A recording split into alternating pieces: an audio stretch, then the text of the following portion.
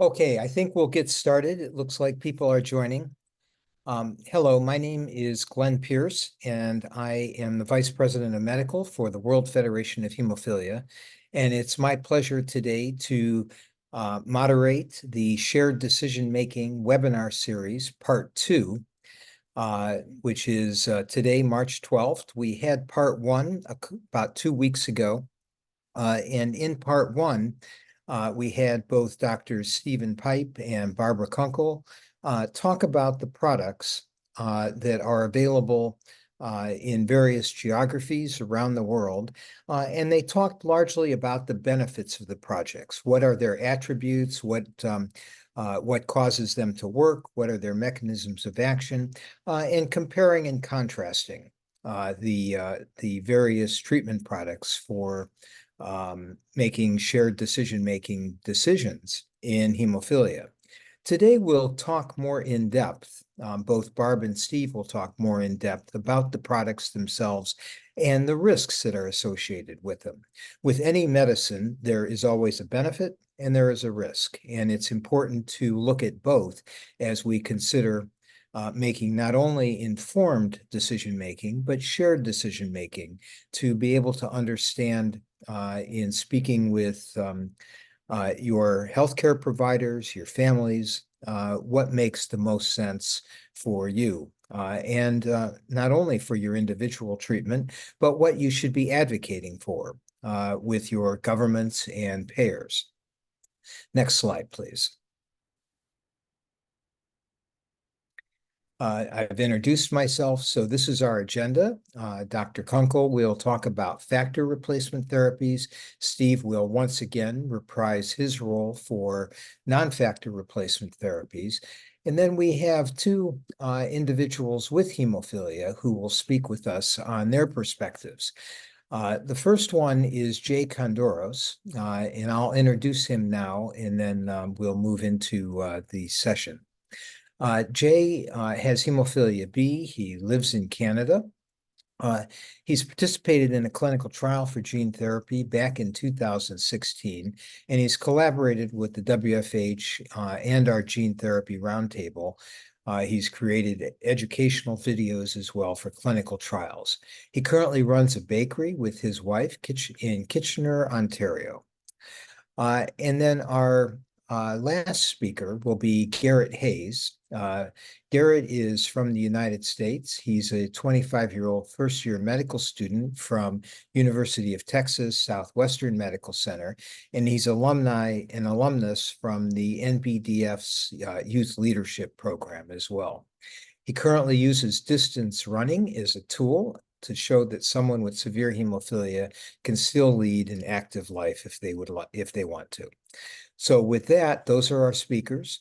I introduced Barb and Steve before. I suppose I should just make a comment about them now too, for those who didn't hear the first session. Barb and Steve are both very well known and have been very active in the U.S. as well as the international hemophilia bleeding disorders community. Barb is a professor of medicine at the University of Washington in Seattle. She's on the board of directors for the WFH, and she co-chairs our scientific advisory board for the WFH Gene Therapy Registry. Steve is a professor of pediatrics and pathology at the University of Michigan. He's been the medical director of the Pediatric Hemophilia and Coagulation Disorders program for many years, and is the medical director of the Special Coagulation Laboratory. And both Barb and Steve have actively participated in our humanitarian aid program, various training sessions as well in different places around the world as that program has continued to evolve. So with that, let's move to a poll. So we'd like to ask you all at the beginning here a question and then ask you a question again at the end. You are a 60-year-old male with hemophilia A without inhibitors and have been on on-demand treatment with standard half-life products your entire life. Based on what you know now, what treatment would you choose for yourself? And your response choices are continue with on-demand with standard half-life or extended half-life products, prophylaxis with standard or extended half-life products, prophylaxis with an ultra-long half-life, such as Altuvio, bispecific antibody, such as Hemlibra, a rebalancing agent, such as concizumab, and gene therapy. So plug your responses into the poll, and we'll get started in a moment.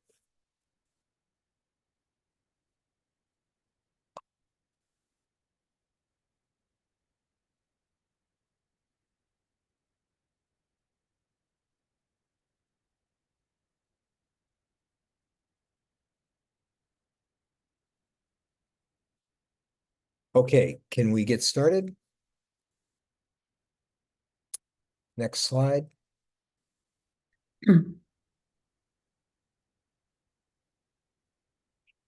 Barb, the floor is yours. Okay.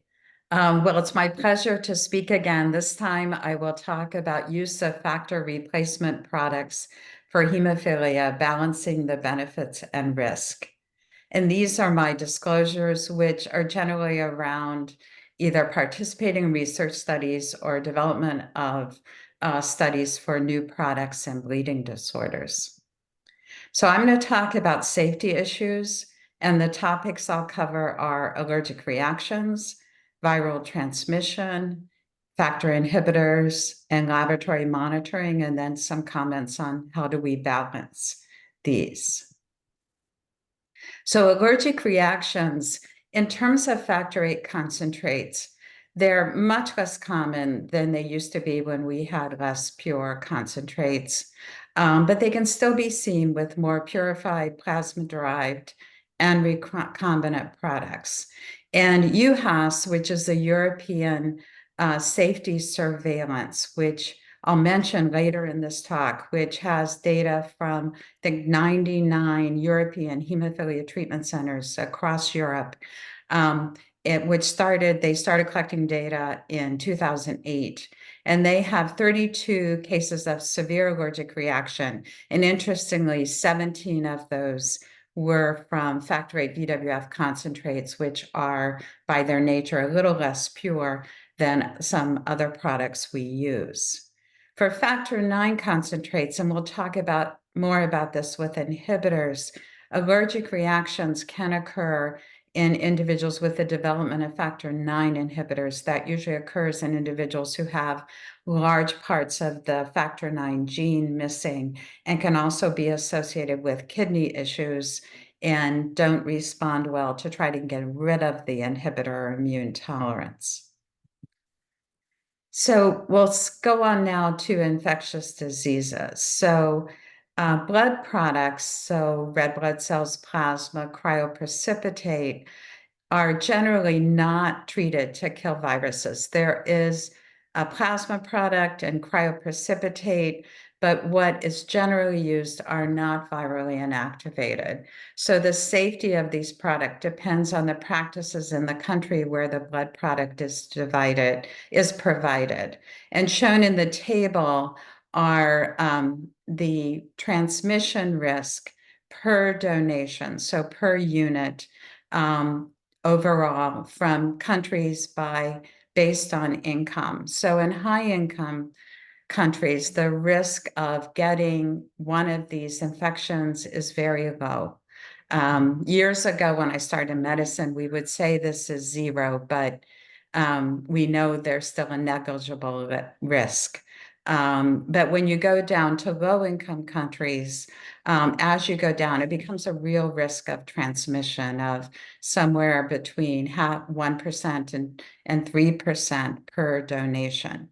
So for one donation, that's a pretty low risk. But when we talk about using something like cryoprecipitate to treat hemophilia A, and we give multiple units, or it's called bags of cryoprecipitate, then the risk becomes very real. So one bag, or comes from one person's donation, provides about 80 to 100 units of factor VIII.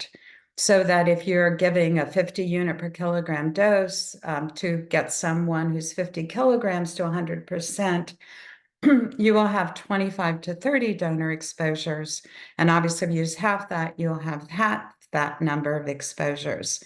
But I took a case, if you have an adolescent who's 50 kilograms who has an intracranial bleed, and you want to treat them according to WFH guidelines for lower dose practice, you would give them about 100 donor exposures. And so the risk, if the risk of infection is 100% per donation, then the cumulative risk of 100 exposures is actually about 63%. So it becomes very real. Now, you could tell me this example is unrealistic because no low-income country would have this much cryoprecipitate, which is true, but I think it does give us an understanding of when we treat someone with a bleeding disorder, we give generally more than one transfusion. And so we really have to understand the risk. So with early factor concentrates, so when factor concentrates first became available, it was an incredible advance because patients could treat themselves at home.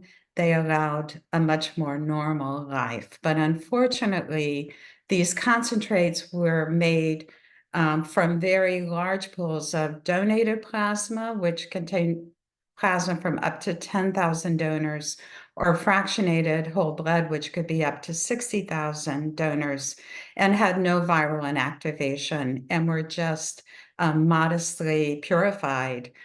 So they basically all transmitted hepatitis and transmitted HIV from the late 70s to the mid 80s.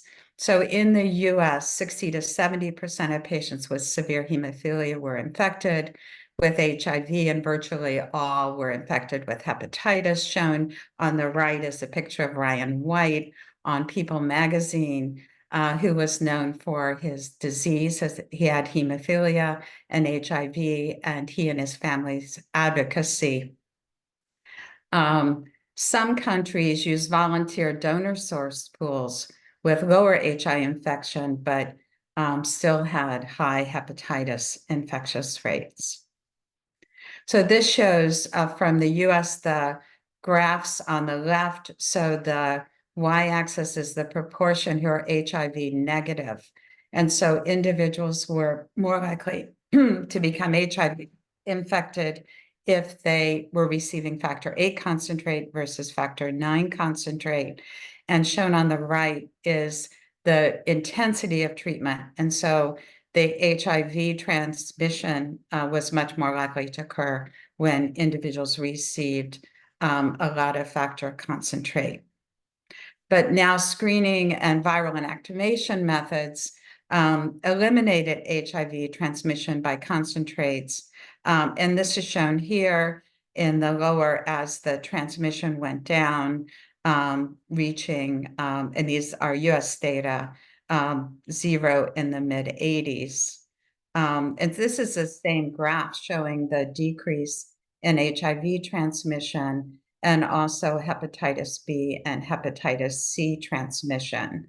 In the study done in the US, in 6 US states by the Centers for Disease Control, the proportion infected with HIV was 0 after 1984, for HCV after 1992, and for hepatitis B after 1993.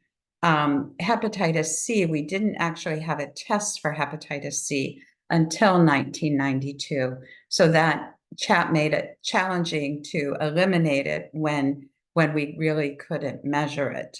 The UHAS safety surveillance system in Europe, which I mentioned earlier, had no concentrate transmitted viral infections reported since that they've been collecting data in 2008. So fortunately now, with those who were infected with hepatitis C, we now have the ability to eradicate it in virtually all individuals, and we have improved therapies for hemophilia B. And going backwards, we now have very effective vaccination to prevent hepatitis B transmission. So what do we do now to make sure that there's no viruses transmitted? So there are regulatory guidelines and industry standards. So beginning plasma-derived products go through donor screening for infectious disease and then testing of plasma pools prior to purification. The purification itself, because we have higher purity products, eliminates some level of virus. Then chromatography, also a purification method, also eliminates depending on the type. And then we have treatments. We have heat, we have pasteurization, we have solvent detergent, and we have filtration, very fine filtration that will filter out viruses. And for products, particularly plasma-derived products, multiple methods are employed. Let me just get a little water. Some initial heat treatments actually were only partially killed HIV, and also initially solvent detergent treatment. And so shown below are two viruses, a non-envelope virus, and examples of that are hepatitis A and parvovirus. And then some viruses make an envelope from the host material, and that examples are HIV and hepatitis B and hepatitis C. And solvent detergent is very effective in killing those viruses. It's kind of like doing the dishes. You get rid of the fat by using detergent. And so early methods which only use solvent detergent, and this is also true for some blood products that are treated with solvent detergent, will not kill hepatitis A and parvovirus and other non-envelope viruses. So how does this work? And these are shown, the details aren't that important, but when they're developing a concentrate, there are multiple steps that reduce the virus. And so that essentially get it down to zero. And so you can see on the top one, this is a VWF factor concentrate that goes through several steps. First cryoprecipitation, and then a glycine precipitation step, and then pasteurization, and then lyophilization. And so each step, and they take viruses, sometimes the virus itself like HIV, or sometimes a virus that has the same characteristics of the virus that they're trying to get rid of, like the canine parvovirus as a model for parvovirus B19, and they see how their methods reduce that. And even though prions are not affected by these treatments, they are affected by methods that just reduce the amount. And so they can also test for that. And shown at the bottom is a factor 13 concentrate that went through other methods, but also comes out at the bottom with significant reduction, and these are log reductions. So we have non-viral infectious risk, and I mentioned prions. So there are methods in manufacturing that would decrease if those are present. No recipient of a pooled plasma-derived product has been diagnosed with variant Korsakoff disease, which is the concern. Many years ago, there was a prion detected in autopsy in one patient with hemophilia who did not have symptoms. So I think this just makes us be alert that are there emerging infections or viral that should be non-viral, that we've had an incredible safety record with plasma-derived products, but I think we've learned we have to be alert. When a new virus does come, we learn about it. The manufacturers quickly check to see if their processes do get rid of the virus. And another infectious risk is infectious risks that come about when we have to put in devices in order to give factor products. And so venous access devices become infected. So the portacath or catheterizations under the skin It occurs in about 0.2 to 0.3 per 1,000 days the catheter is in place. The risk increases. These are bacterial and bloodstream infections, mostly we worry about, and also blood clots around the, and make the catheter not work, which is often associated with infection.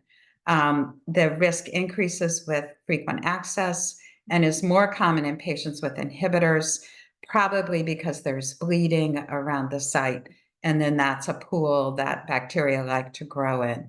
It's more common with external than ones that are implanted. This was a study in children with different hematologic disorders. So for long-term use, often they're implanted. Direct venipuncture is actually rarely associated with infection. And I have to say, in my many years of hemophilia, I've only had one patient who likely became infected and then had a spinal infection from venipuncture, and that was a retired physician. So I don't know, he paid attention to a sterile technique like patients who aren't physicians do. The major risk of factor VIII, particularly, and factor IX treatment are the development of inhibitors. So the incidence in severe hemophilia is somewhere in the 20s to 30% of patients. Some of those will be transient, but many will be high titer and interfere with treatment. In hemophilia B, we used to say 2 to 3%, but there have been a few studies that suggest it's a little higher than that. It comes early in treatment in the first 10 to 15 exposure days, and it decreases, but it never actually goes to zero. And as we said, in hemophilia B, it may be associated with an allergic reaction. So inhibitors can also occur in individuals with non-severe hemophilia A. Certain genetic changes likely change the protein and increase the risk of inhibitor. It often follows intense factor exposure, and individuals may develop inhibitor to factor that they're given, but not their own factor. And this is a reason that it's important to have genetic testing, if I can put in a plug, for in hemophilia for those with mild and moderate disease for many reasons, but also because they can identify those in whom we need to be very careful with factor treatment and follow-up. So this shows from the Canal study, a European study following 574 previously untreated patients with severe hemophilia A, and they showing the all inhibitors, as they increase over time, it's sharper initially, but it continues to have a slight slope up. And then the high titer inhibitors, which we think of in the long term as interfering with treatment, and the low titer inhibitors, which can be transient. These there are a number of risk factors for inhibitors. So we know factor VIII exposure. You don't get an inhibitor if you haven't been exposed to factor VIII. The intensity of treatment, the hemophilia severity, the factor VIII genotype, and a family history. And then there are others that are likely. Some of them we're learning different genetic variants possible. And then we know we have a lot of data on switching factor VIII products. That does not appear to be a risk factor, nor the age at first treatment, nor breastfeeding. The genetic variant does influence it, and it kind of makes sense. If you have your factor VIII or factor IX, this is for hemophilia A, missing, then you are much more likely to develop an inhibitor than if you have just a very subtle change in your genetics. So hemophilia B inhibitors are less common, but can be associated with a severe allergic reaction with factor IX exposure. So again, a PEDNET study of previously untreated patients with severe hemophilia B. They followed boys. They found about a 9.3% incidence of inhibitors at 75 treatment days and up to 10% when they followed them longer. And they happened at about 11 treatment days on average. And about a quarter of them had allergic reactions, and they were associated with not producing any factor IX. And we had a large genetic study in the United States, and also had an incidence actually of a little higher than 10% in terms of inhibitors. And the inhibitor incidence does differ by race. This is the Modify Future study from the United States, and which confirmed the significant higher rate in Black individuals in the United States, both with hemophilia A and hemophilia B. We didn't have many Pacific Islanders, and there could be a relation that individuals were related and influenced this, but it was a very high 36%, and really we need to study this further. And then there's been reported a increase in incidence in individuals who Latinx history, and we found that also, although not that much. Now, in what the treatment products do, and this is something that's very controversial. This is a figure from the SIPA trial, which a randomized trial, a plasma-derived factor VIII containing von Willebrand factor versus recombinant factor VIII. And the upper right was any inhibitor, and there was a significant higher rate with recombinant factor VIII. And then when they looked at the high titer inhibitor, it was higher with recombinant, although not statistically significantly higher. And again, when they look at individuals, could we use these data to help us say who should be treated with one product versus the other? They found this low risk and high risk is the genetics. Do you have a genetic change that puts you at higher risk of developing inhibitor? And when they looked at the high risk, the plasma-derived, again, these are kind of flipped. So the plasma-derived were a little less likely than the recombinant. Those who did not have a high-risk genetic mutation, there was a bigger difference. And that makes it a little tougher because those overall are at lower risk. So you would have to treat a lot more people differently. But it kind of makes sense. It's like if you have a mutation that really makes you at high risk of an inhibitor, that's going to be the really strong thing. Whereas if you have a lower risk, then other things contribute to it. So this makes sense to me in terms of that. Now, there had been a European study, and I will say the prior study was more racially diverse than the PEDNET and Rodin studies, which showed there wasn't a difference except with one second generation full-length recombinant product, which kept everyone a little puzzled. Now, there's some recent data, again, not a prospective randomized trial, but the UHAS people data, which I mentioned, which were data collected from 2008 to 2019, were combined with Canadian data. The same data were collected, the Canadian were a little later. And what they found was that inhibitor risk may vary between concentrates. Their overall, the risk was lower with plasma-derived, about 20%, versus recombinant factor VIII. When they looked at the extended half-life, which the data are still much smaller with number-wise than we have with the other, the extended half-life kind of appeared to be in the middle, although we need more data to say this. And so this confounds this issue because our products are changing. So how do we get rid of factor VIII inhibitors? So classically, it's been immune tolerance in individuals, which is repeated administration of clotting factor. In individuals who are thought to be at good risk for immune tolerance, that means that they would respond well. There is about a 70% success rate, but many individuals don't fall into that category. If immune tolerance fails, in the past, we became more aggressive. This has a high treatment burden. I think now when it's available, we need to look at the things that Steve will talk about. in terms of treatment. Inhibitors in hemophilia B are more challenging. We use recombinant 7A because activated PCCs have some factor IX in them.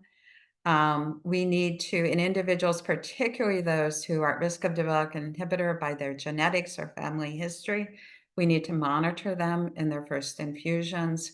And particularly those who have an allergic reaction, the role of ITI is less clear. And I think we also look toward new products in this area. So we talked about factor and factor levels. So you go in and get your factor level checked. Isn't it the same? And it is if you don't have factor products on board. And if you have kind of first generation factor products on board, it generally gets the same response. But as we started modifying factors, it's become more confusing. And I think it's something that we all need to be aware of. So laboratories use different instruments. They're called coagulometers and different reagents. And they're often paired. You know, you buy, if you have a certain brand, then you buy their brand of reagents. And as we are modified, and also true for gene therapy constructs, we may get different results in different laboratories. So what the companies do is they take their product and they spike it into plasma that's deficient in the factor, that either factor 8 or factor 9. And then they send it to different laboratories and see how it works, because they've only used one laboratory generally in the development of the product. So we have two different assays for hemophilia for factor 8 and factor 9. One is a one-stage assay, and that measures all the clotting factors shown on the left-hand side here, and it measures as it gets to be a clot formation.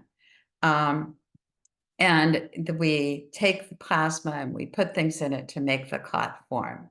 So there are also chromogenic assays.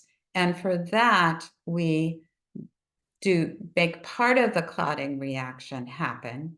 And then we add that to a peptide, that can be cleaved and gives us a color signal. And then that correlates with the amount of either factor 8 or factor 9 activity. And these don't always give us the same measurement. So here I just have some examples. So this is from recombinant factor 8 FC or lactate and compared to Advate. And they have different concentrations. And what you can take away from this is that they look pretty similar, the one on the left and the one on the right. And as you might also notice that in the lower right, as you get down to very low levels, you get more variability, but generally they're the same. This is a different product, Afstyla, and compared to Advate, which tends to be a nice used comparison. And if you look at the dark blue bars, they are half of the red bars. And so what is advised is if one takes the one stage and multiplies by 2, but a patient can end up in an emergency room that can do a factor 8, but doesn't know this. And that's why it's important to know. FNS octocog alpha, Altuvio, is shown on the left as this regular one-stage PTT-based assay, again, compared to octocog alpha, which is Advate. And you can see on the left, so the gray bar is where you expect them to be. And on the left, you see that some of the reagents, and these are all different reagents used in testing, show higher amounts, and some do quite comparative where they should be. And that's why it's important to know what assays are being used.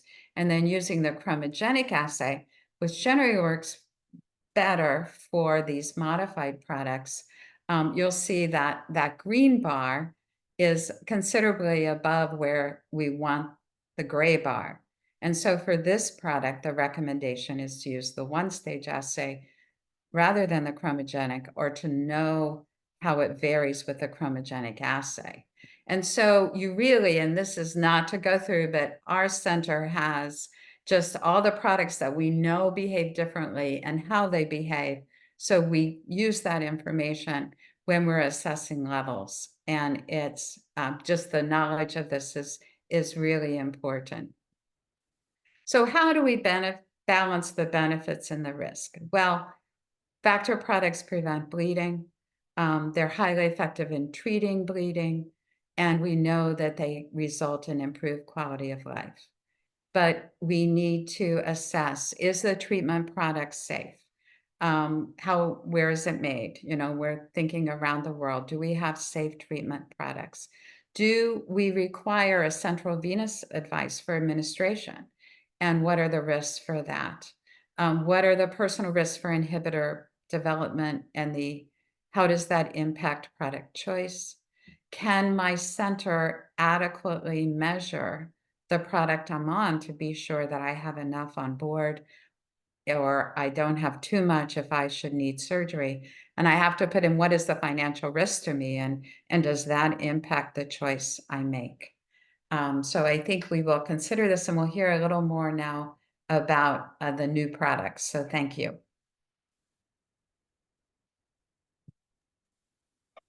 Okay, thanks very much, Barb. And Steve, the floor is yours. All right, thank you. So I'm going to pick it up from where Barb has taken us so far. And then just as a matter of disclosures as well, all the products I'm going to talk about, I've had some engagement consulting on their development or as a principal investigator in the clinical trials.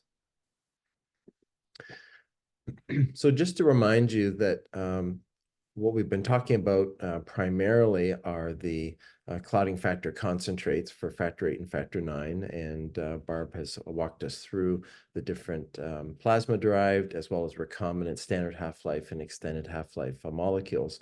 These are indicated for prophylaxis, on-demand treatment, as well as surgery for hemophilia A or B without inhibitors. For those that have inhibitors, we have to rely on the bypassing agents. These include activated prothrombin complex concentrates or APCCs, as well as recombinant 7A molecules. These have been useful for treating bleeds and can get patients through surgery. Their efficacy in prophylaxis is not as good as with the clotting factor concentrates. The non-factor therapies, of which we've still only had one approved thus far, is the factor VIII mimetic or emicizumab. But uniquely for this product, it's only indicated for prophylaxis. And I think this is, as we talk about this theme with the non-factor therapies, we have to be aware that when we're talking about a platform of therapy, we're no longer talking about exposure to a single agent, because everybody who's on a non-factor therapy like emicizumab still will require use of either clotting factor concentrates for on-demand treatment for bleeds or for surgery, or bypassing agents in addition to the regular prophylaxis. And this does contribute to the risks associated with these products. Now, the other risk I think we should put into context is there's risks related to the platform of therapy as to the risk for breakthrough bleeding. And I see that as a key part of the shared decision-making. If we think about on the right, the typical pharmacokinetics of standard half-life and extended half-life factor VIII molecules, we see this familiar sawtooth pattern of a peak level that's achieved right after infusion, but then the rapid decline in the plasma levels down to what we call a trough level. And what we're striving for in most prophylactic regimens is trying to keep this trough off the floor of the patient's background, severe or moderate hemophilia. The extended half-life molecules, at least until recently, haven't really changed this paradigm. We still have the peaks and troughs, although what's not shown on here is the pharmacokinetic behavior of fanosoctocog or Altuvio is different, with a much more high sustained protection, at least in the early portions of the week. And the reason that this is important to go through this has to do with the occasion of challenges to the clotting system. For people who are only performing mild activity, even having factor levels down near the trough is probably okay, and they're getting sufficient protection. And you know that the new targets for troughs, according to the WFH guidelines, are trough level aiming between 3 to 5%. But if you're engaged in higher risk activities or even routine work-related activities that can pose a challenge for your clotting system, you may need levels that are much higher than this. And then if you're performing really intense physical activity, then you're going to need levels that are significantly higher than this. And so the trouble is that the timing of these activities need to align with where your pharmacokinetics are, and that isn't always the case. Now, what about with the factor VIII mimetics? Well, it does change the paradigm because we get steady state hemostatic protection from these agents. But at what level of protection? And the best estimates we have from some of the studies that have been done is that these probably provide a similar hemostatic protection to factor VIII clotting factor concentrates if they were maintained in the 10 to 20% range. So there is a ceiling effect where you may not have sufficient protection for at least major surgeries or for some of these intense physical activities. What are the thresholds that we should be aiming for related to these therapies? This is extrapolation from data looking at different levels of severity of persons with hemophilia A. And certainly, as you're all aware, those who have less than 1%, so true severe hemophilia A, have the highest risk for annualized joint bleeding. And the whole point of traditional prophylaxis was to move patients off of that background floor level and provide at least trough levels of prophylaxis that move them into the moderate range. Since bleeding is not completely abrogated with this approach, optimization of prophylaxis has moved the bar so that we're aiming for trough levels in the 3 to 5% range. But I think our eyes have been opened that at least with the outcomes from the non-factor therapies, as well as some of the newer extended half-life agents, there may be a new standard of care prophylaxis moving the floor here to much higher levels and really needing to get to levels that are above 12 to 15% if we want to eliminate joint bleeding. And aspirationally, maybe we want to be maintaining people that are much closer to the normal or near normal range. And of course, so far, that's only been achieved with gene therapy, which we'll talk about at the end. Now, with the clotting factor concentrates, to push people up into this area of prophylaxis continues to increase the burden on the patient of the frequency and the dose of the intravenous infusions that are used. And as I mentioned, if we think about the non-factor therapies, in general, there's been a ceiling effect where further increase in their dose really hasn't substantially increased the level of hemostatic protection. So when we think about the factor replacement therapies, the benefits are that they're replacing what's missing. You retain much of the natural regulation of the molecule. We have a wide therapeutic window, and we have experience of their efficacy in almost any clinical scenario. And as Dr. Konkle shared, the availability of laboratory monitoring. But the risks relate to these peaks and troughs since they don't mimic normal physiology. There's real consequences to non-adherence with these products, and it hasn't abrogated the adverse joint outcomes for patients over multiple decades. There's a therapeutic burden and cost, and the adverse events we've already discussed today of inhibitors and thromboembolism are certainly a feature of these agents as well. What we know with the first non-factor therapy is that this is a substitution therapy for hemophilia A. It does have the additional benefit of factor VIII avoidance. So I want you to think about some of those high-risk patients for inhibitor development. This is the first opportunity of a therapy where we can avoid exposures to factor VIII and perhaps reduce the risk for inhibitors. It has demonstrated superior bleed protection to factor VIII prophylaxis in clinical studies, and it's had a positive effect on health-related quality of life, and really unparalleled health equity advance for persons with hemophilia A with inhibitors because of its prophylactic benefit. But the risks are notable. This does not treat acute bleeding events, so we still have to rely on clotting factor concentrates and bypassing agents to treat breakthrough bleeding. I've mentioned this ceiling effect for its efficacy. It doesn't provide sufficient hemostasis for all traumatic injuries or for all surgical interventions. It reduces the therapeutic burden, but at least in our experience in the US, this has not reduced the overall cost. There is some loss of some of the natural coagulation regulation with this molecule, and the adverse events have been notable as this platform therapy was brought to the clinic. TMA means thrombotic microangiopathy and thromboembolism. It looks like this is primarily related to the interaction of the breakthrough bleed management using specifically the APCCs for breakthrough bleeding in patients with inhibitors. So there was need for risk mitigation by avoiding exposure to these agents if possible and relying on recombinant factor 7A, or if there is need for use of these agents to keep the doses at the lowest a level that's sufficient to provide hemostasis and perhaps reducing the number of days of exposure. And I think this risk mitigation, as it's been implemented clinically, has actually been quite successful. And this theme of risk mitigation is going to recur over and over again as we talk about some of the other agents. Now, what about this issue of the ceiling effect of the non-factor therapies?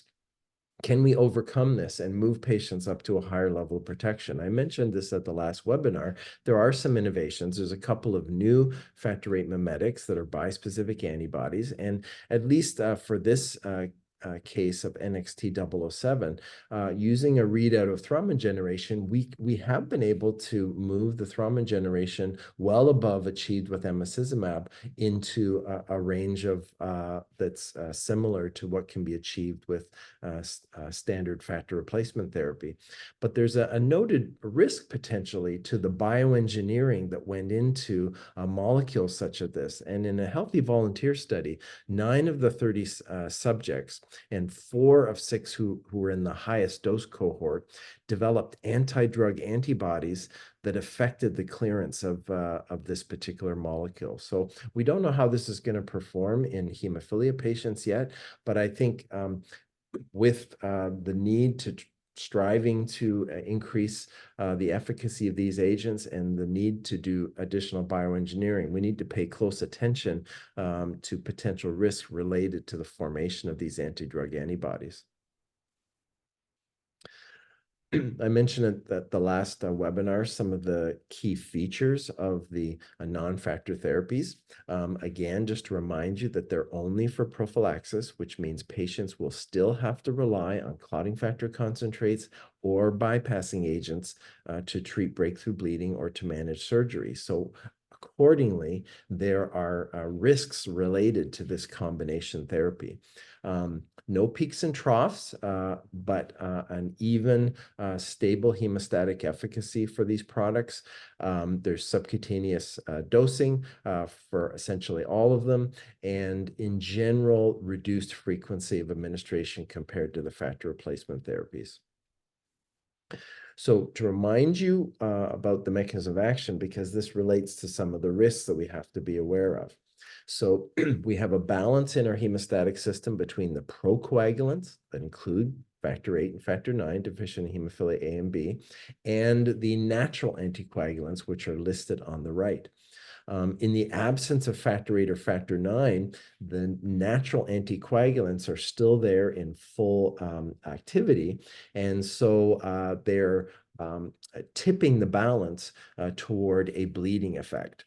And this is inherent to the defect in the hemophilia. So what we've been doing is to rebalance, either adding factor VIII or factor IX, or using a bypassing agent, or most recently in a non-factor therapy, using a factor VIII mimetic to try to rebalance. But the other strategy is also effective, and that's to knock down or reduce the function of the natural anticoagulants. And each of the molecules that are noted here have active programs which can knock down their activity or levels in plasma and can achieve rebalancing of hemostasis. These are the agents that we're going to review again today, but with a renewed focus on some of the adverse events observed from the clinical trials and things we need to be aware of in discussing with patients. So the three main targets we're going to focus on are tissue factor pathway inhibitor, antithrombin, and activated protein C, all of which have clinical development programs which are targeting these agents.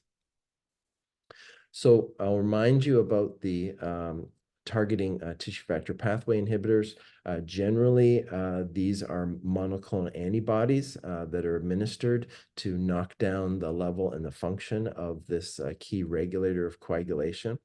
Now, some of the key challenges we're going to focus on today, there's no assay to measure tissue factor pathway inhibitor. The physiologic levels of this are very low in the plasma, and there's just no practical way to offer a therapeutic level. You can measure the drug level of the monoclonal antibody, but you have to assume what the hemostatic effect is from that. Are there risks of knocking down tissue factor pathway inhibitor? Well, low TFPI levels have been associated with an increased risk of venous thromboembolism, or VTE. Now, this is being applied, however, not to normal individuals or those who have normal hemostasis, but to those who have impaired hemostasis, such as hemophilia. So we think that that counterbalances some of the risks. There's a unique observation for some of these anti-TFPI agents. There's a mechanism called target-mediated drug disposition. And what this means is that in some cases, more frequent infusions are required than expected from a monoclonal antibody, which usually has a very long half-life. But depending on the affinity of these molecules for their target, it can affect the clearance of the molecule. So the solution, at least for one of these, is that one of the agents has to be given as a daily subcutaneous administration. Also notably, anti-drug antibodies have been seen in the development programs with these molecules. Now, are there any risks to do this TFPI knockdown? So I showed you the significant efficacy observed with concizumab as a prophylactic agent, and overall, from a safety perspective, this looks to be a quite safe intervention for patients on a regular basis. However, a serious thromboembolic event has occurred in one concizumab recipient in the trial, as well as in 2 additional recipients who received concizumab in a related trial. So accordingly, the trial was paused. And then here's this word, risk mitigation. So risk mitigation measures were implemented, and then the treatment was restarted. So what did they do? Well, they it looked like the risks for these thromboembolic events were related to the concomitant therapy that was needed for breakthrough bleed management. And so the risk mitigation was to provide recommendations on the doses and the frequency of those products when they need to be used. And then this has been implemented in the clinical trial program. And since that has been restarted with that risk mitigation in place, no additional thromboembolic events have been observed. Well, what about this issue of anti-drug antibodies? So I'll just note this from the marstacimab program. Now, in this clinical trial program, there have not been any thromboembolic events in the recipients of marstacimab, although in the clinical trial program, one individual had a thromboembolic complication, but it was on their prior treatment. But anti-drug antibodies have developed in 23 of the 112 participants. Now, generally, the titers, so the level of these antibodies were low, and they resolved in 22 of them by the end of the study. So it appeared that they were transient. But I think this is an issue going forward. We need to understand more about what happens with these anti-drug antibodies. Do they ever interfere with the function of the molecule, or do they alter how frequently patients may have to receive the drug? Now, what about antithrombin lowering? This is a drug called fitusiran. It's been very effective at knocking antithrombin down and rebalancing the coagulation system. But we know that people with antithrombin deficiency are at significant risk of developing thrombosis. Again, that's in individuals who still have all of the normal procoagulants, including normal levels of factor VIII or factor IX. When those levels are severely deficient in severe forms of hemophilia, this affords an opportunity to knock down antithrombin and hopefully not lead to thrombotic events. The transaminase are enzymes that we can measure in the blood, and these are a marker of irritation of the liver. Now, transaminase elevations have been reported without clinical symptoms, not only in this program, but in other siRNA therapeutics. The mechanism isn't clearly understood.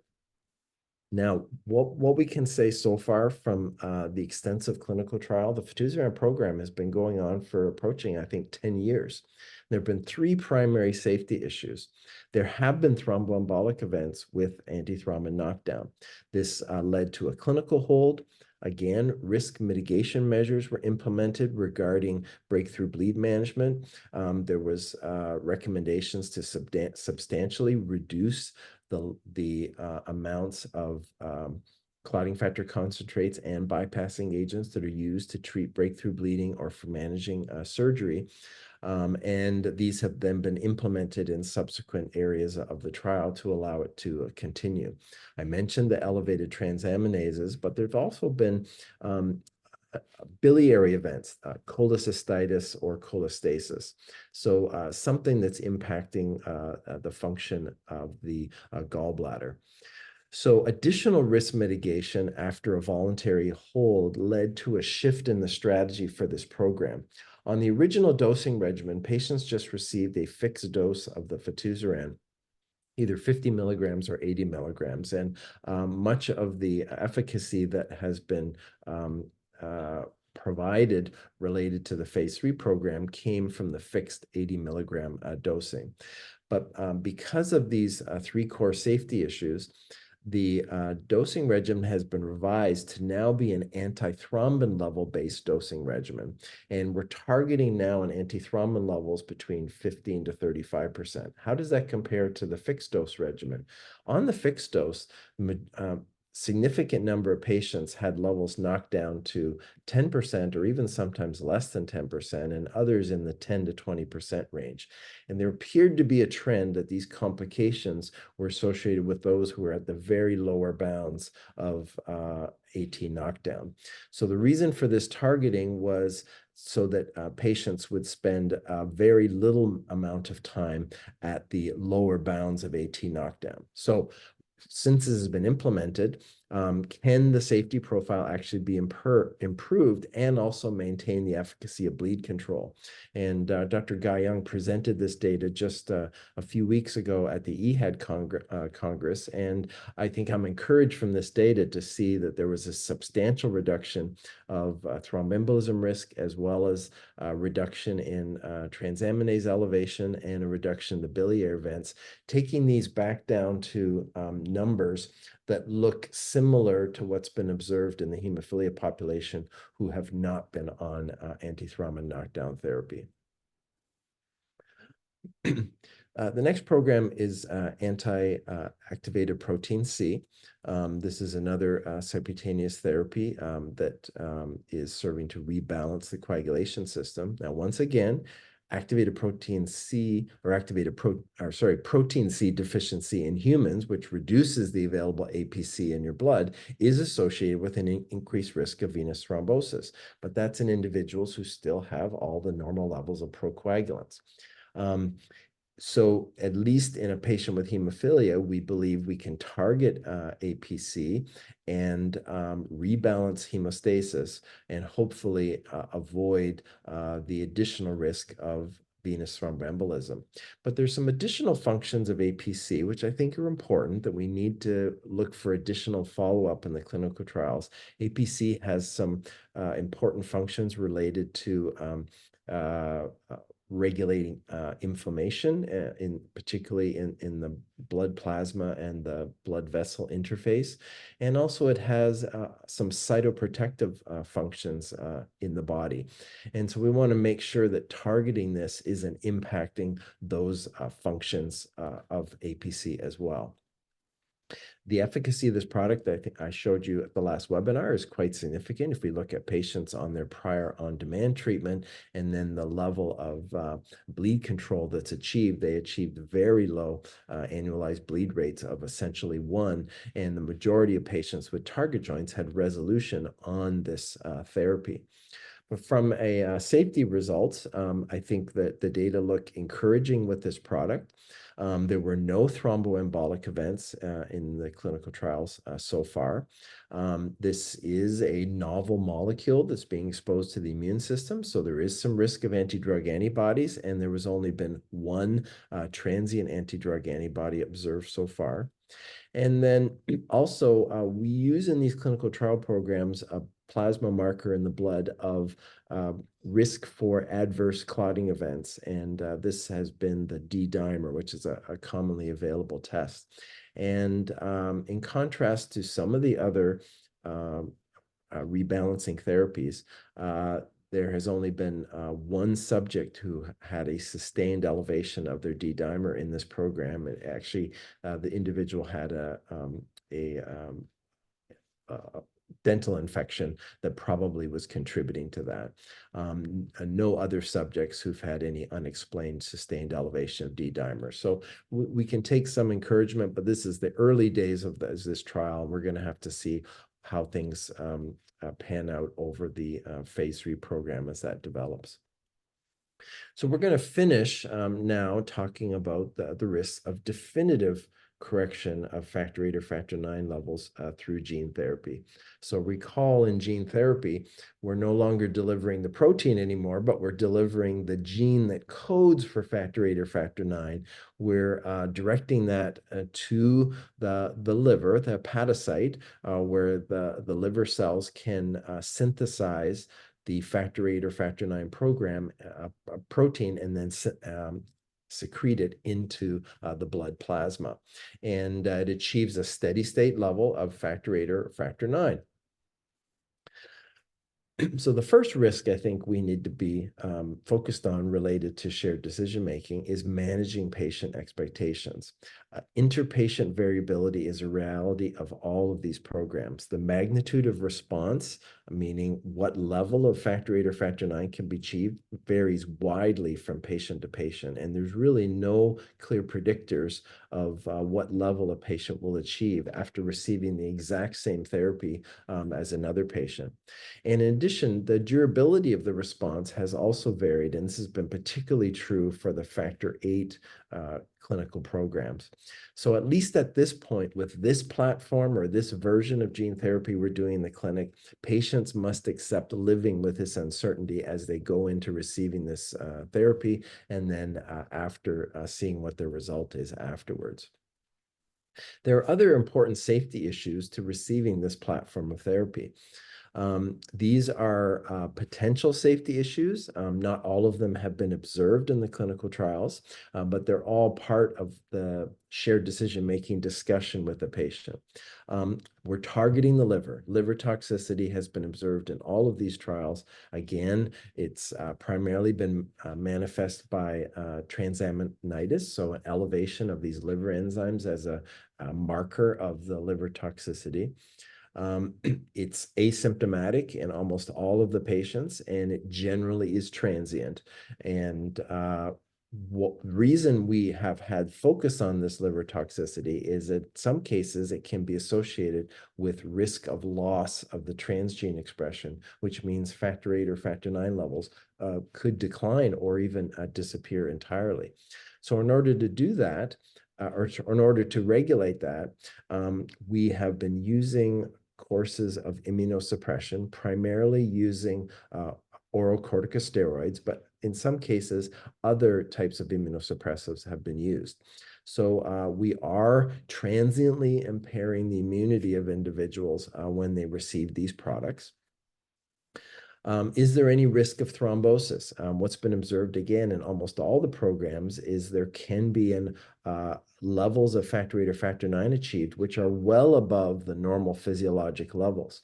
And high levels sustained of factor VIII or factor IX can be associated with increased risk of thrombosis. And there have been rare circumstances across the gene therapy trials where patients have developed thrombosis thought to be related to the high levels. And in some clinical programs, if you have levels that are supraphysiologic, you actually get recommended to be put on a blood thinner, an anticoagulant, to manage you until your levels come back down to a more manageable range. Oncogenesis refers to, is there any potential malignant risk in targeting these genes into an organ like the liver? This has not been observed as attributable to gene therapy in the clinical trials to date, but this is a matter of ongoing monitoring. So a couple of deeper dives into some of these safety issues. First one relates to the liver toxicity.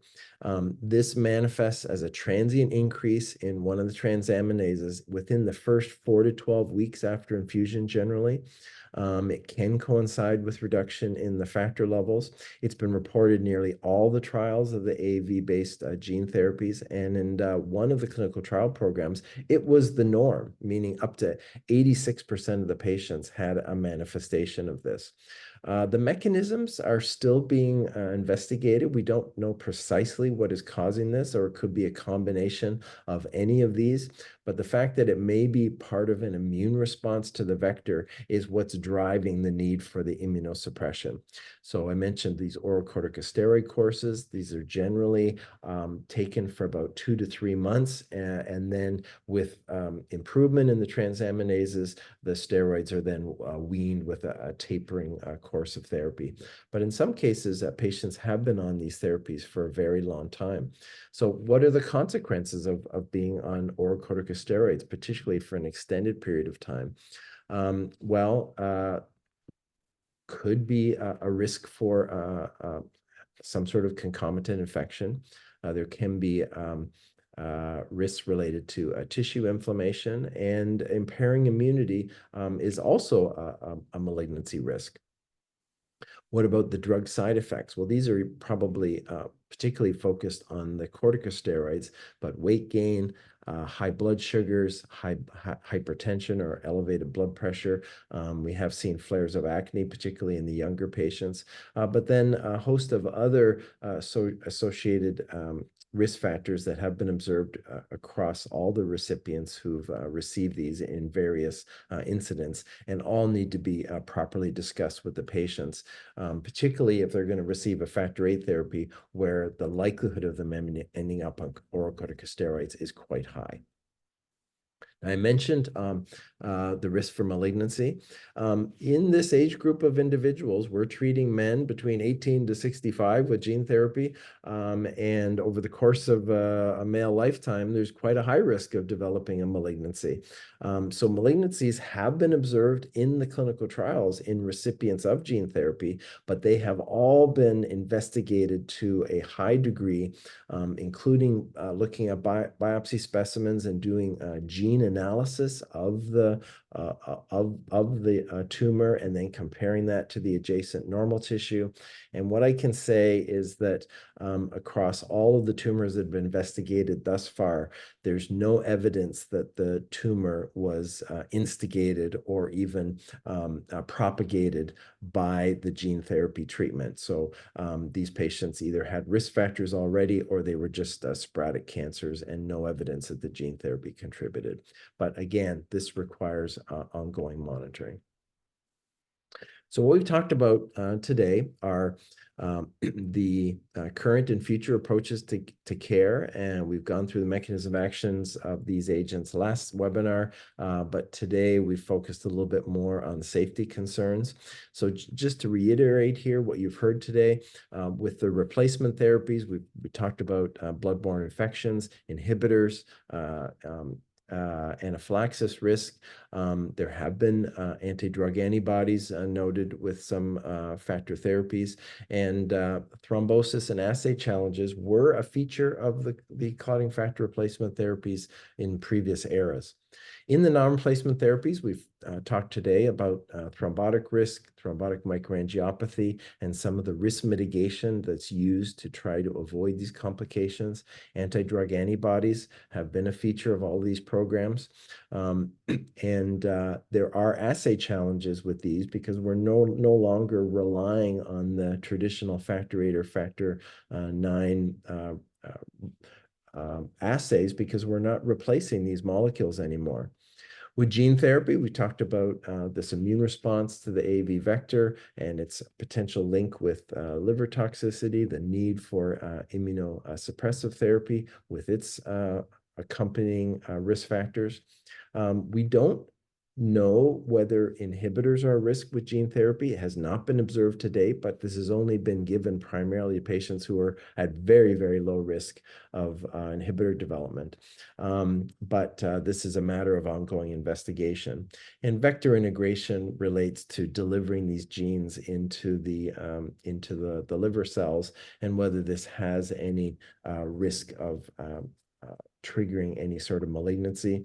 It's a theoretical risk at this point, not observed in the clinical trials or most of the animal models to date, but ongoing monitoring is required. So thanks for the opportunity to review all this with you today.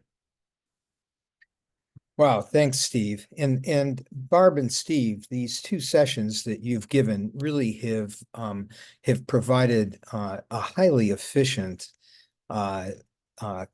overview of all of the treatments, but not only an overview of the treatments, but an overview with your perspectives. So thank you very much for that. A question has come up for each of you that I'd like to ask you now and then have you think about and answer succinctly when our two patients, after our two patients speak. For Barb, a question's come up really for a new patient with hemophilia. How does one think about the risk of inhibitors with plasma-derived, with recombinant, conventional EHL products, and for patients who just start immediately on emicizumab? So that's an important third component to the question. And then for Steve, with the rebalancing agents, of course, they all have different mechanisms of action. But could you maybe make a comment in a moment on how one thinks about the risks associated with the use of factor 8 or factor 9 with conventional factor 8 or factor 9 after breakthrough bleeding? And what are the risks when you've got these various rebalancing agents already on board at therapeutic levels? So with those questions to ponder, our next speaker will be Jay, who will offer his perspectives on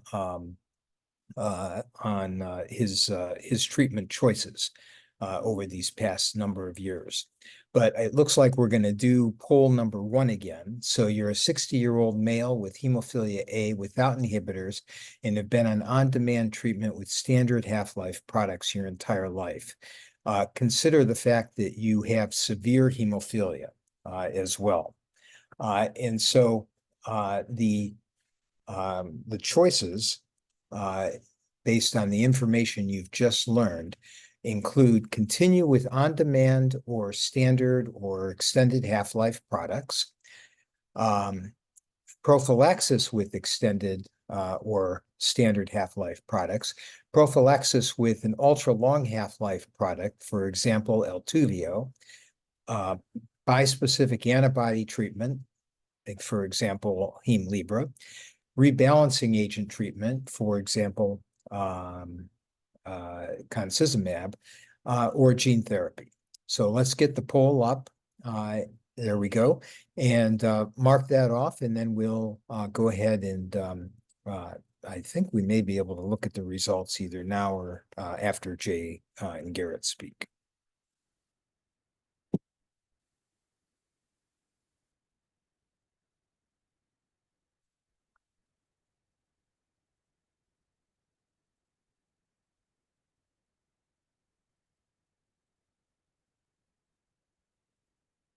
Okay.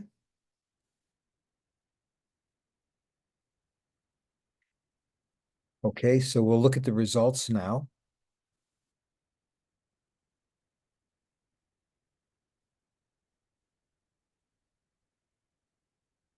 So looks like most people were interested in the bispecific antibody.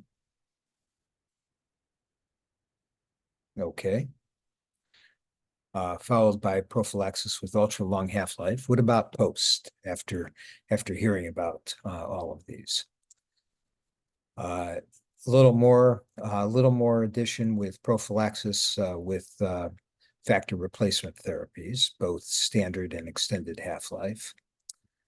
And the bispecific antibody continues. Okay. So it sounds like we did have a little bit of change based upon what we heard. All right, let's move on to Jay. Jay, the floor is yours.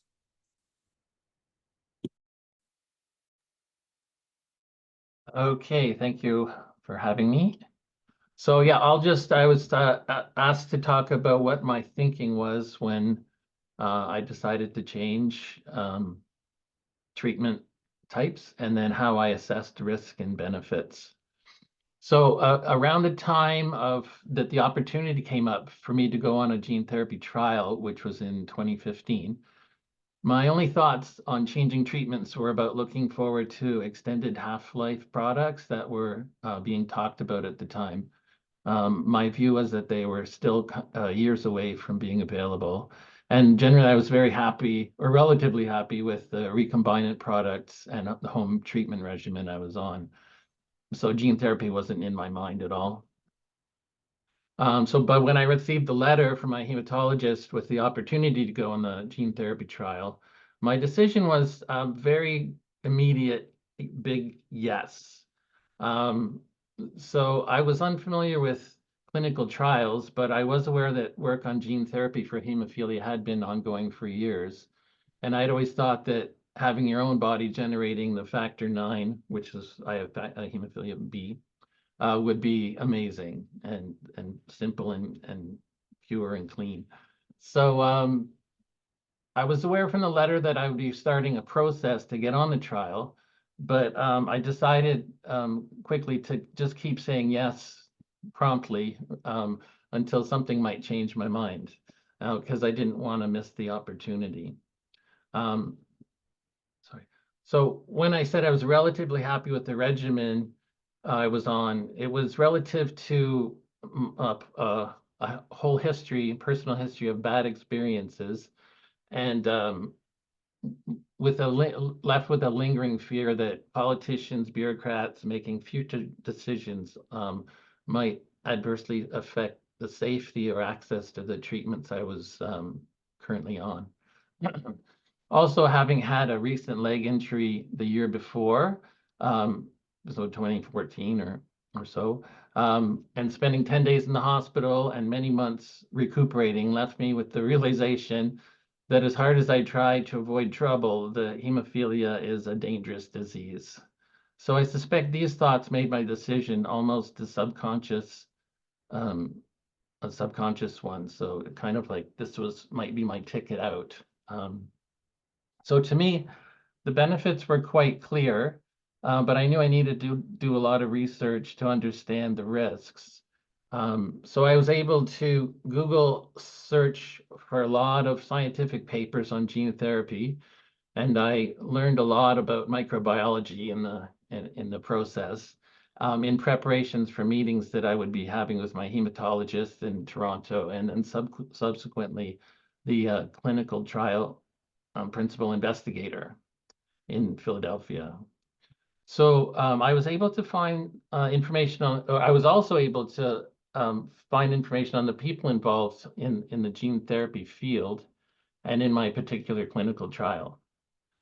So with all this information, I felt quite comfortable that I understood the risks that people were aware of at the time, which were pretty much the same risks that were just described now.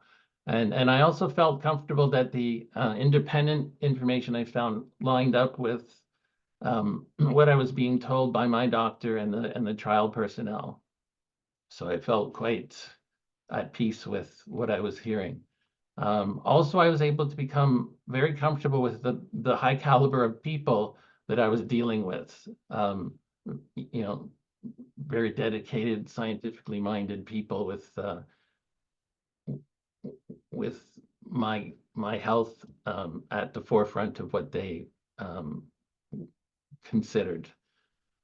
So it's probably worth noting that during this whole trial, the process leading up to the dosing day, I was reminded repeatedly that I could opt out of the trial if I felt uncomfortable. So I never felt I was obligated to continue, and I think that also made me feel comfortable that I wasn't being jammed into something. And as it turned out, so I never came up with any red flags that made me concerned about anything over the course of about 6 months period. So that I continued to say yes and went forward with the gene therapy in the June of 2016. And that's the end of my story. Thank you. All right, thank you very much for that, your insights, Jay, on really a very complex series of decisions that you continually revisited. Appreciate it. And then our next speaker, Garrett Hayes, had a conflict, and so he pre-recorded his talk. Let's go ahead and start that, please, Julia. Hi, everyone. My name is Garrett Hayes. I'm a 25-year-old from Dallas, Texas, in the United States, and I am a severe hemophilia A patient. I was diagnosed at birth, and I've essentially been on prophylactic factor replacement therapy for my entire life. And because of that, I've enjoyed pretty good outcomes. I think as a lot of young people have. I did experience a lot of, bruising on my arms and legs when I was a kid, and I had a port and I infused through there, but nothing major. And then when I transitioned to intravenous infusions when I was about 7 or 8, I started to experience really good outcomes. I bleed less than once per year, knock on wood, no target joints, no major bleeding episodes except for a few here and there. And because of that, it's made my approach to, new treatments and wanting to change treatments kind of simple, because since I've enjoyed pretty good outcomes, I haven't had a strong enough justification to want to explore new therapies. Because I've had good outcomes, and also because I've been able to be pretty decently active as far as severe hemophilia goes. During my adolescence, there was a lot of movement with extended half-life therapies, but I never really found them very compelling because the increase in half-life was so marginal. Um, and then obviously with Hemlibra coming on the scene a few years ago, it was huge for inhibitor patients, obviously, but I haven't decided to jump on that boat either, largely because of, I've had so much success with my standard half-life product. I've been on the same product for at least 15 years, or I used the product and it got discontinued, and I just kind of moved to a different drug in that same manufacturer. But it's essentially the same. And I take a sort of, if it ain't broke, don't fix it approach. Because I've been able to, enjoy these good outcomes and be active. For reference, I'm a runner, and while I do experience, injuries here and there, I don't believe them to be hemophilia related or bleed related, just kind of maybe overuse injuries. And I know I'm not the, you know, average in terms of outcomes, but I actually did just run a marathon in December, and I've run several marathons. And I know that's pretty atypical of hemophilia patients, but it's one of the ways, or it's how I kind of conceptualize whether I want to change treatments or stick with what I'm at, because I've been able to kind of push the boundaries in a lot of ways without any kind of significant bleeding. So that's kind of where my headspace is and where I'm coming from in terms of not really wanting to jump on new products. But at the same time, as a member of the community, I'm really excited to see um, kind of evolutions in products to see how they can improve outcomes for other patients. And you know, maybe one of these days there's a product that really catches my eye. Um, and in that vein, obviously, there's things like gene therapy on the horizon, which I'm very hopeful for um, as a therapy. But personally, I find there to be too many questions in regards to efficacy, especially in the long term, as well as some safety concerns. Um, just because we've had so few, um, you know, few number of people that actually use it, especially outside of the trials. So I'd like to see, you know, some more long-term safety data there, as well as efficacy data. Um, Personally, I find something like Altuvio a bit more appealing because it kind of builds on the already safe and efficacious model of factor replacement, and just kind of breaks that you know, half-life ceiling, but still kind of operating in the same way that uh, that my treatment has been for forever. So I certainly think that if I were to have a, you know, significant decline in outcomes, I would certainly be more willing to explore other therapies, um, whether it's, you know, the non-factor therapies, factor VIII mimetics like emicizumab, and maybe gene therapy down the road. But I'm sort of a pretty cautious um, patient in that regard, just because I don't feel incentivized to hop on the latest and greatest thing just because I've been able to do largely everything I want to do within reason on my standard half-life therapy. So that's kind of where I'm coming from. I'm very hopeful and excited to see new therapies evolve and change, and I applaud all those who have taken the charge to enroll in these trials, to make, you know, more efficacious and safe drugs for the rest of us. So I applaud them for sure. It's probably not going to be me anytime soon, but um, I'm very hopeful for the future, and that's kind of my approach to this. So thank you. Okay, well, we've heard from Jay and Garrett, and the last time we heard from two patients. And so what this really tells us is that everyone is an individual. Everyone has their own personal assessment of the benefits and risks of their current therapies, as well as other therapies that are out there. And it's important to acknowledge that.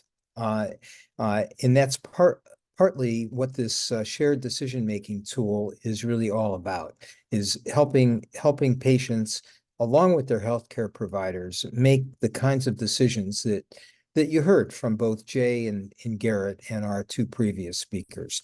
We are about out of time, but I want to give Barb and Steve the last minute or two to just make a comment on the questions that I have just asked. So Barb? So your question was how you choose which product, if you're choosing a factor product, and which product on its own and which product with emicizumab. And that is a very complicated question and complicated answer. And I will say I'm an adult physician, so I don't initially choose for help families choose. And I think, you know, overall, we look at the recombinant versus plasma-derived products, the way I look at it and what we've learned from the studies, that if it should definitely be individualized. Families have different experiences. Also, if you look at someone who has a major gene deletion, a strong family history of inhibitors, the product probably doesn't make a difference in terms of risk, where it may make a difference in terms of where they're more modifiable risk. This is all complicated by data on newer products, and they might be different. In terms of with emicizumab, we're accumulating data. The question was asked if there's a difference by product in terms of inhibitor risk, and we don't have those data. We assume emicizumab won't modify it, but it will occur later because exposure will be later. And as I put in the answer, there are some providers who are providing regular factor VIII exposure for children on emicizumab to hopefully modify at least when they develop their inhibitors or if they develop their inhibitors. So there are lots of questions to be answered that we don't have answers to yet. All right. Thank you for that nice summary. Steve. Yeah, so your question related to essentially the risk mitigation with concomitant replacement therapy when you need it, when you're on a rebalancing agent. And to a certain degree, this is math. Normally, we've been used to adding factor VIII and factor IX to achieve a plasma level on a baseline of 0. And we've had a wide therapeutic window. And normally we correct people's factor levels to just into the normal range or up to a level of around, say, 100%. But even with the factor product, we don't normally treat people to supraphysiologic levels. There's no need for that. And there is a risk of doing that in some scenarios. So the math comes into play is on the rebalancing therapies, you're no longer at 0. You're already at a rebalanced hemostatic system that in some cases is already near normal. So it just makes sense that we should be using and relying on substantially lower doses of the breakthrough bleed management drugs, whether it's the clotting factor concentrates or the bypassing agents. And I think when that risk mitigation has been implemented in the clinical trial programs, it's usually been associated with a substantially reduced risk of some of these complications. So whether we can adhere to that in the clinical realm and in all clinical scenarios, I think that's what remains to be seen as these potentially roll over to commercial availability. All right. Thank you for that perspective, Steve. So we're a little bit over. I'll just end by saying our third seminar in this series is going to really focus on the shared decision-making process itself. It's March 26th, so in a couple of weeks. And it really is designed to help the healthcare provider as well as the patient get through the process with the best possible outcomes. And so look forward to seeing you then. Thank you to our speakers for their insightful comments, and thank you to all of you for listening. Until next time. Thank you. Goodbye. Bye.